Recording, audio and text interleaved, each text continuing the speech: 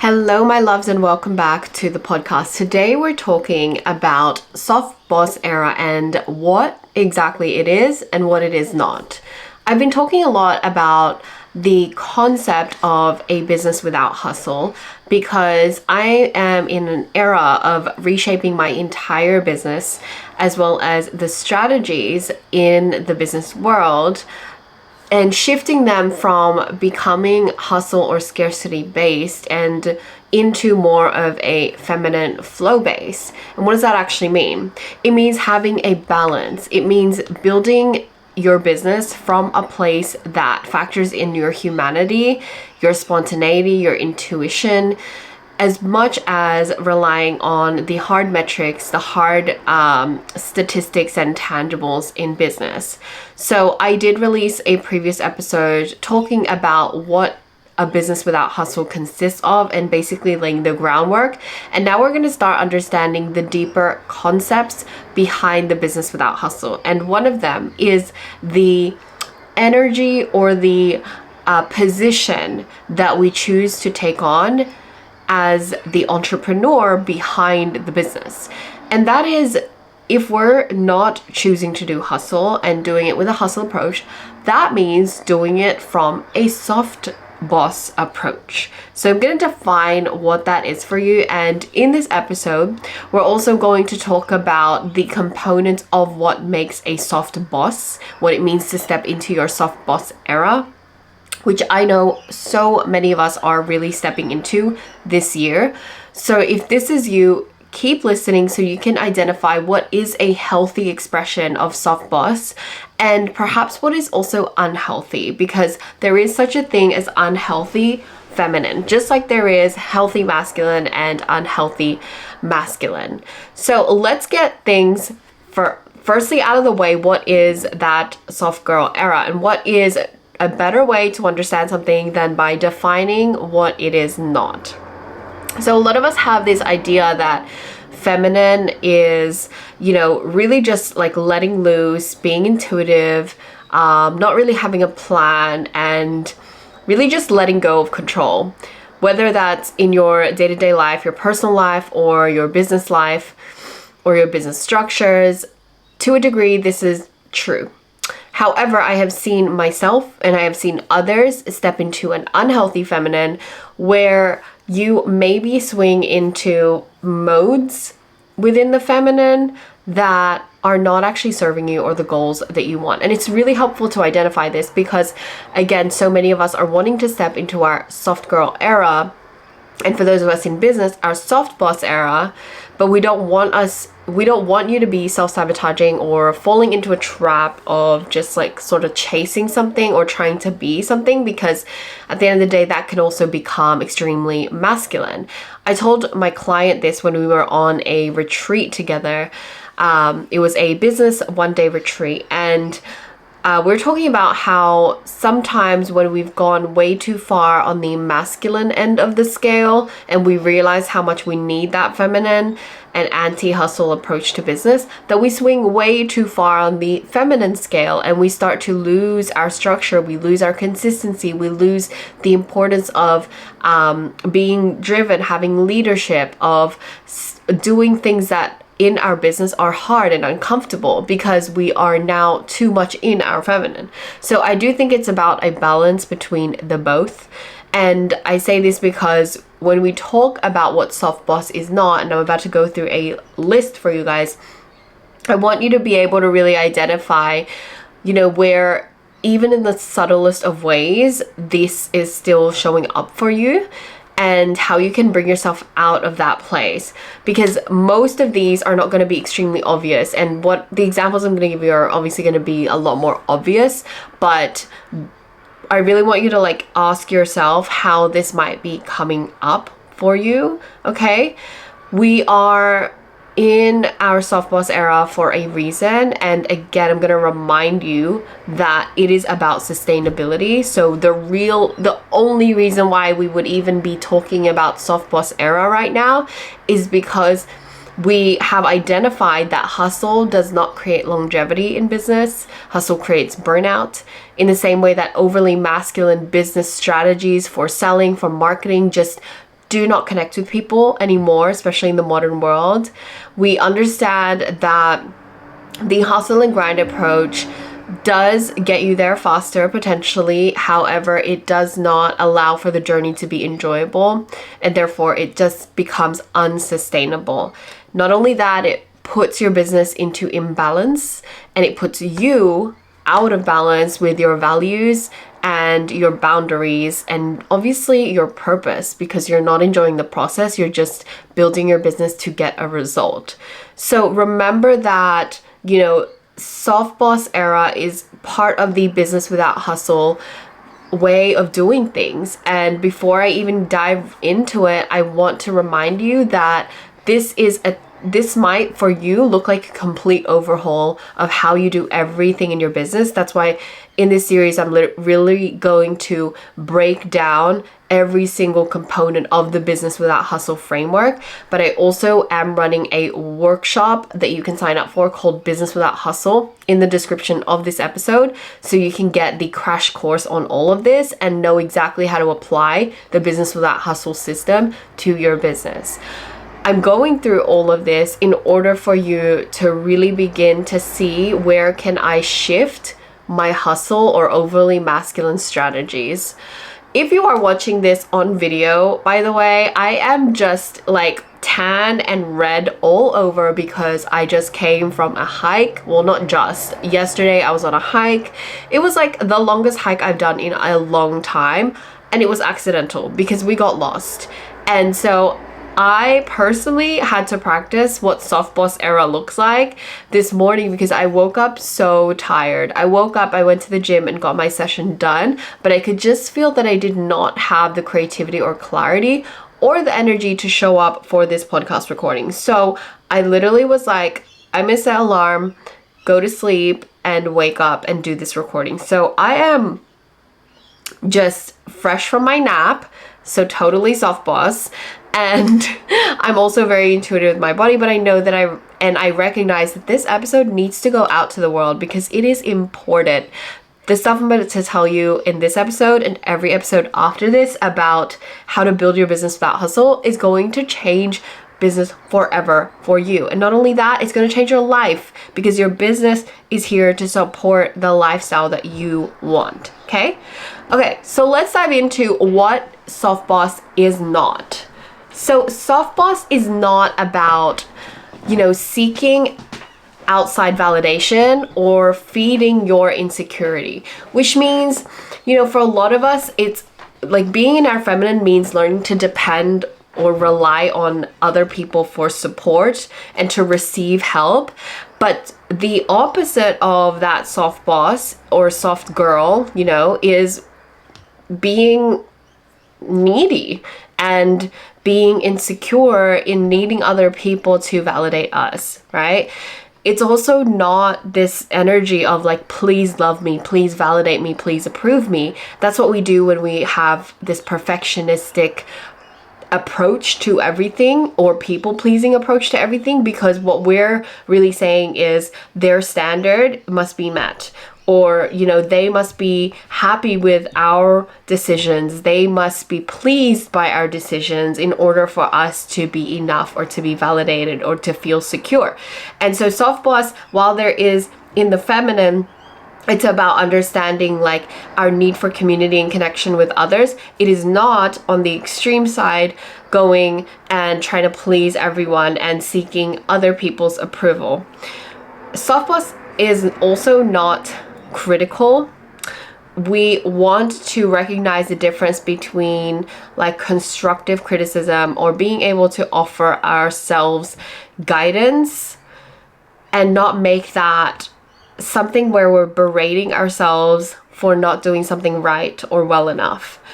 Soft boss is also not projecting and not handling our emotions to the point where they boil over. So many of us, especially, in that traditional corporate workplace analogy, like the bosses, the CEOs or managers, the people in power do not express or handle their emotions. Instead they suppress them, and then typically they come out in angry bursts or passive aggressive, stints.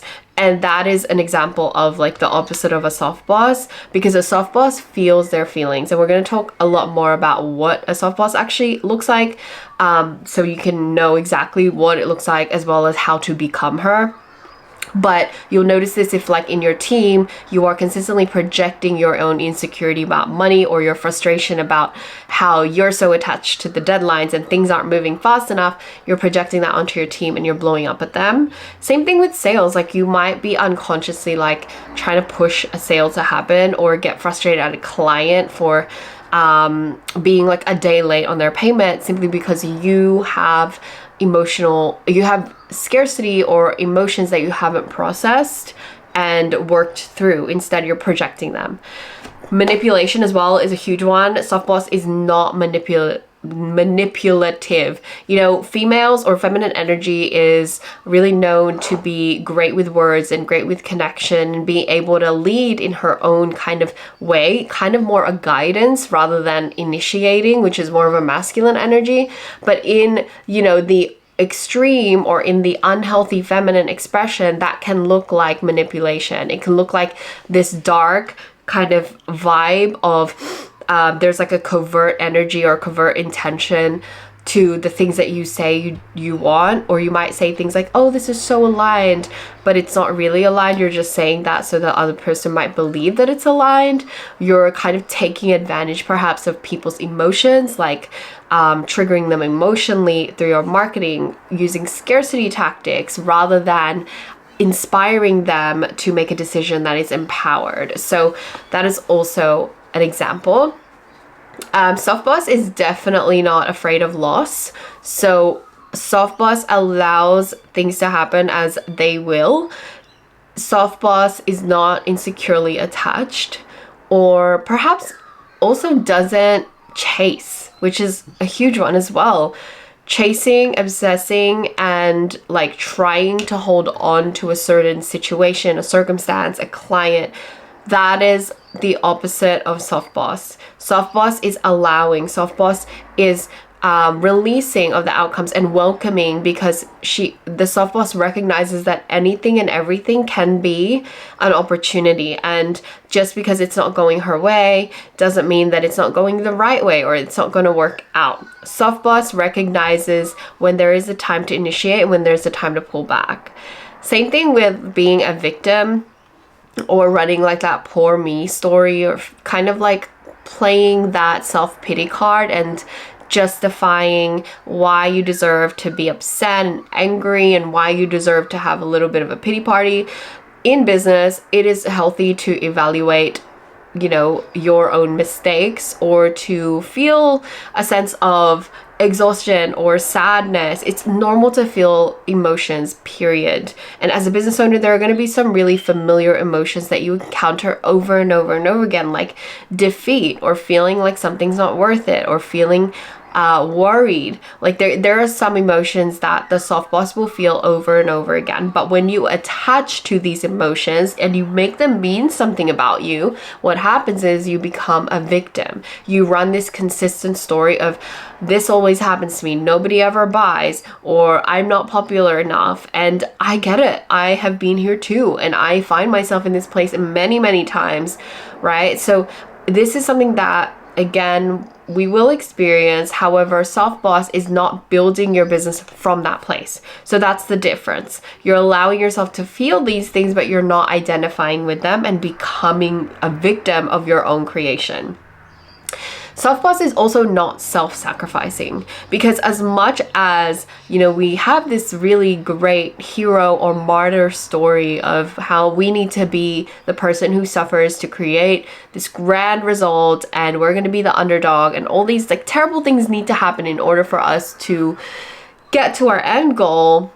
This belief that we need to go through that in business can sometimes get in the way of us being able to really like own our power in that journey of being an entrepreneur. Because being a soft boss means you get to be a boss, but you get to do it in a way that is like less friction. And that self-sacrificing can seem disguised as something that is very noble, or the struggle can also be deemed as something very admirable. The fact that you're struggling to get what you want. But again, if what you are bringing into the building of your business, like the energy, the intention, the mindset, the emotions, are coming from this sacrificial nature of like prioritizing other people at your expense, then it means that you are consistently diluting your own value. You're consistently not operating at your 100% clarity and energy, which means the quality of your work does get affected. The quality of your decisions does get affected. And again, if your intention is also riddled with people-pleasing behavior, then you're also intending to do things that seem like they're there to help other people. Like you want to please this client, so you create new offers for them all the time, or you keep lowering your prices or changing your whatevers. Like this is where it may look like it's in service of others, but it's actually at the expense of yourself, because then you become overworked and then you can't serve all of your clients well, and then your quality declines, and then they have a bad experience and your business suffers. So this self-sacrificing nature, we just want to catch that in case we are swinging way too far and again, no longer serving anyone or ourselves. It goes the same way for trying to take care of everyone's needs. So trying to cater to every single client or customer inquiry and building our business around them, rather than focusing on creating a really great product and a really great service that does solve people's problems. And even though it doesn't serve everyone, it really specifically solves the problem of a specific demographic with a specific problem. I think this is a conversation that can be had on a larger scale, but the simplest example is if for me, let's say I'm here trying to sell a personal development program to women, if I try to serve everybody, then I'm going to be thinking about the woman who's in her 30s, the woman who is in her 20s, the woman who is trying to figure out if she wants to be an entrepreneur, or the woman who is working full-time in a 9-to-5. I'm also thinking about their stages in life. So the woman who literally is in her first relationship versus the woman who is going through pregnancy. See, the value system of these different women is going to be so different to each other. And if I try to bring them all into one room and help them all with a single product, they're not going to buy. It's not going to be appealing because the product is not built for them specifically. It's built for a pool of women, and they're going to know that. However, if a different company created a product that was specifically for the mom, right, who has a certain pain point, right, because she's a mother and because she's a certain age, versus the young mom, let's say a 20-year-old who became a young mom and is navigating her way through career, but also has very different values because she hasn't experienced a lot of things and she still wants to. This product that they're going to be interested in, if there is a product created specifically for them, they will bite. They will definitely want that product. And it's just logic, right? It's like common sense. And so if I as a company or I as a brand am not clear on that because I'm trying to take care of everyone else's needs, then again, that is so not soft boss, right? The other thing is inauthenticity. So the outside and what you project or show on the outside with your brand doesn't match the inside. I have to catch myself on this all of the time because what I am selling with my brand is joy, happiness, freedom, abundance, being able to build business in an unhustly way. And when I catch myself in hustle, I really make sure that I bring myself back to authenticity.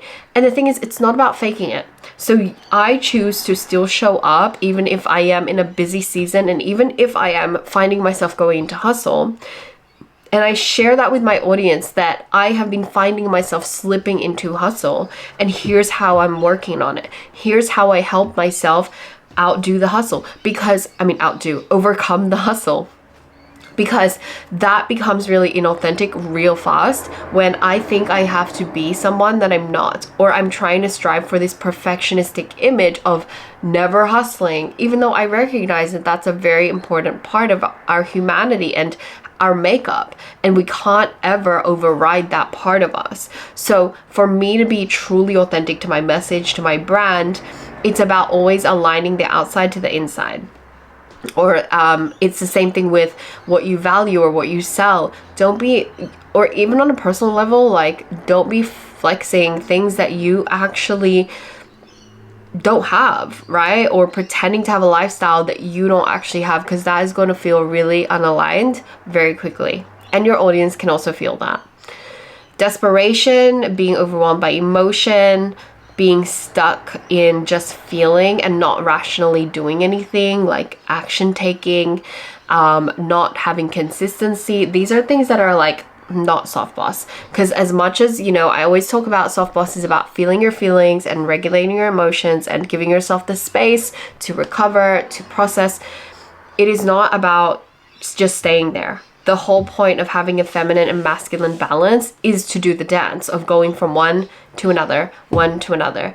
And when you get stuck in just feeling and not being rational and just being emotional and just kind of having a pity party and letting yourself spiral, not taking ownership of your feelings, your results, then this is where you go into that unhealthy feminine, which is a place that nobody wants to be.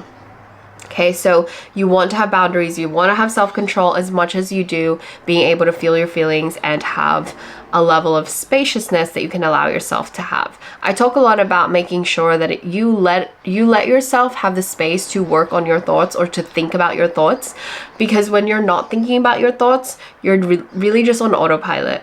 And you're not able to recognize when you have swung from one end to another. And when unhealthy versions of these energies are showing up. So these are some of the things that soft boss is not. And so we're talking about soft boss era, right? We're talking about this sustainable approach to the soft boss. And now that you understand a little bit about what it's not, we're going to go through what it is. But firstly, before I dive into the soft boss, I just want to recap the soft girl era, because this is like the general personal aspect of the concept of being a soft girl. And then we're going to talk business specific with the soft boss.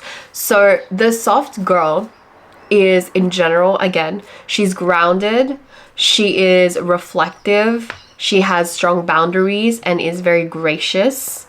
She has a compassionate disposition towards other people, towards herself, meaning she's understanding, she's empathetic, she's not so fixated on how things need to be that she can't give grace.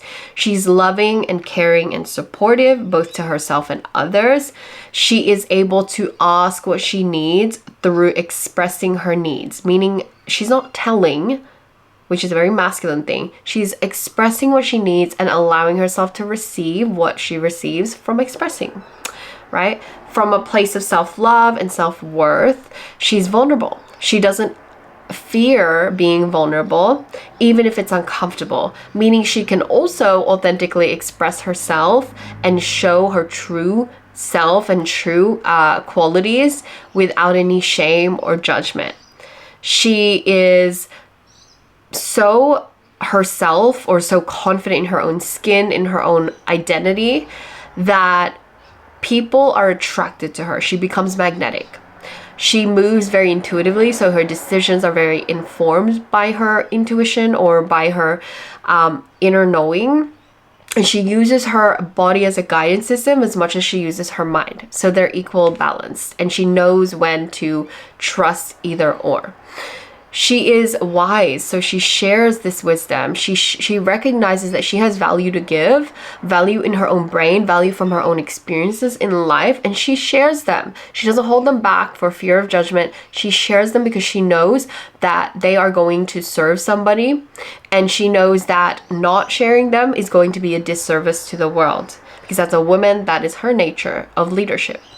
She flows, meaning she's surrendered, she's trusting, she's flexible, she's open, and she doesn't judge things at face value. Nothing is ever black and white to her. She is operating in the gray zone where there are so many nuances and there is no real right or wrong. Everything is subjective, and she's able to play in the surrendered, trusting, open, intuitive space of allowance.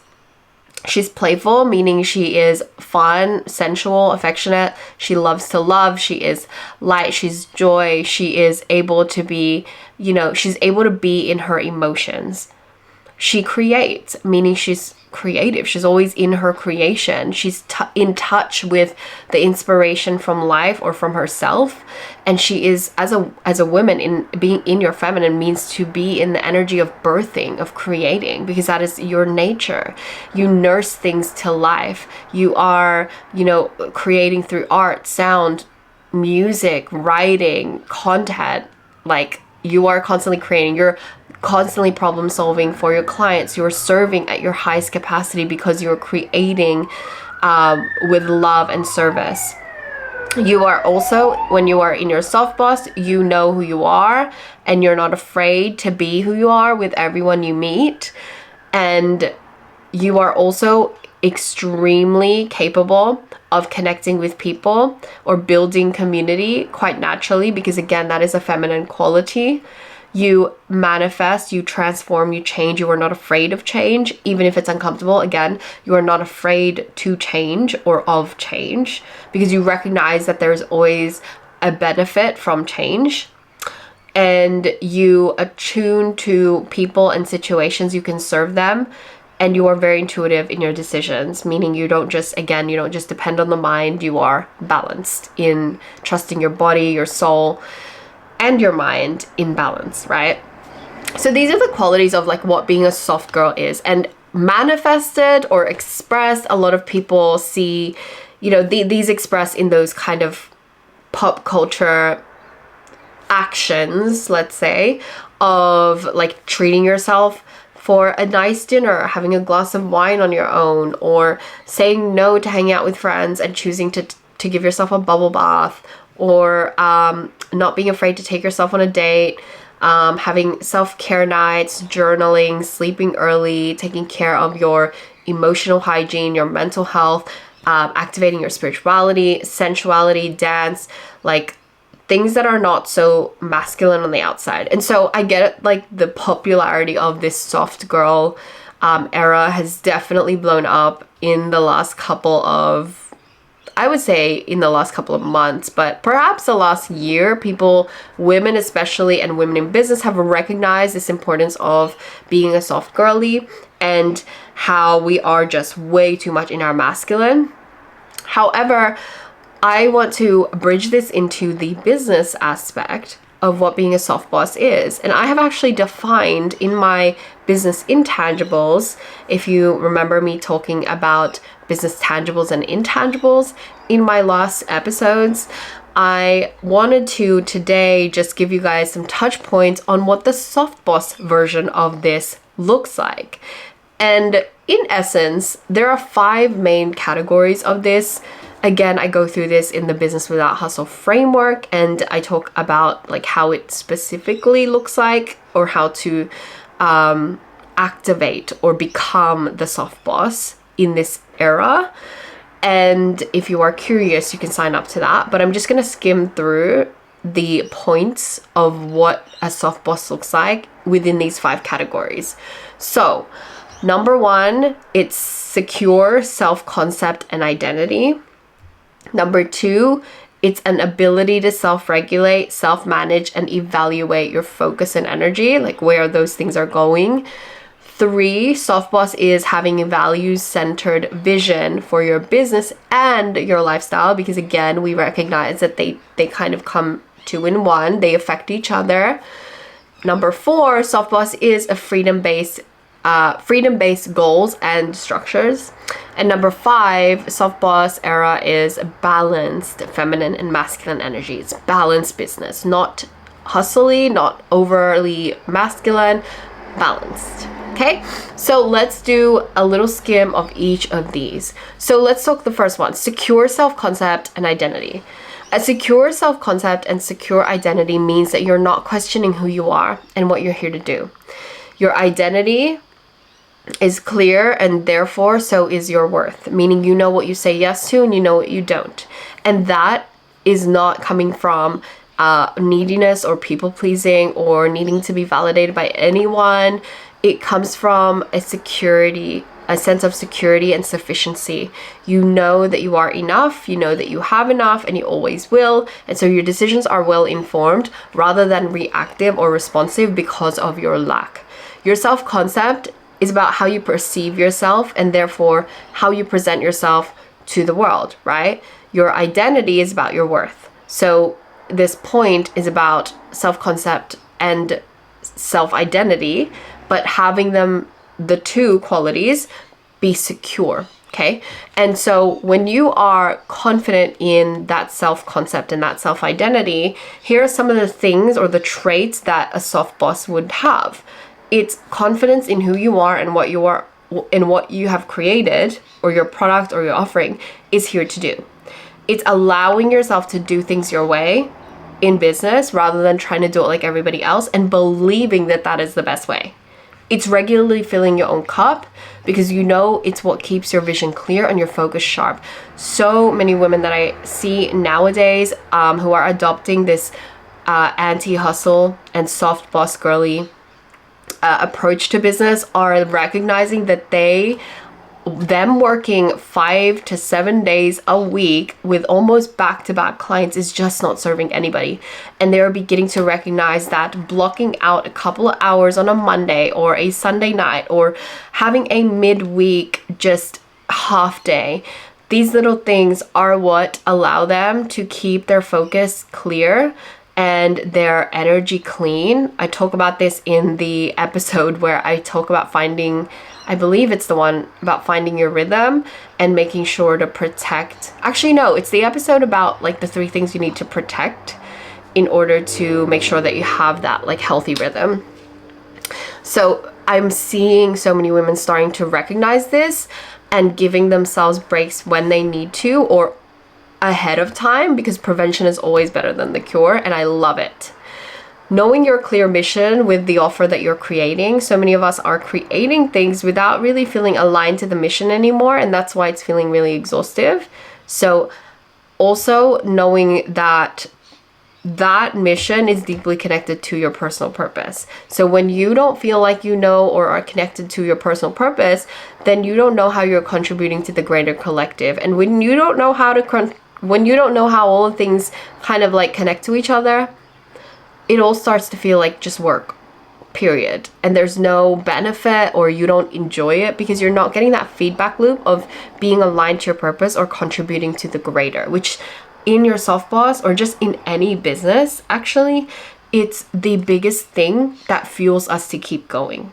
A business begins to feel purposeless when we don't know its connection to our personal purpose and how it contributes to the greater collective, okay?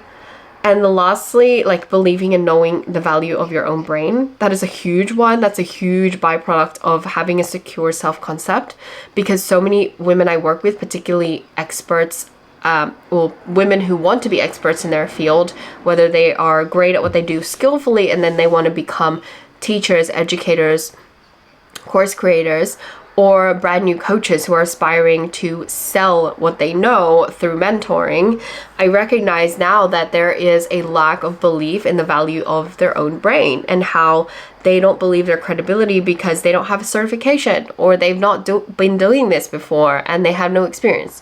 That is very different. That is experience value versus the content of your brain, which is its value for the experiences you've had. So I teach a lot about this in my program, Coaches Accelerated, and I actually have a private podcast where I do talk about this exact topic, believing in the value of your own brain. Because if you don't believe that your brain holds valuable information that someone would be willing to pay for, then how can you sell coaching? How can you sell education?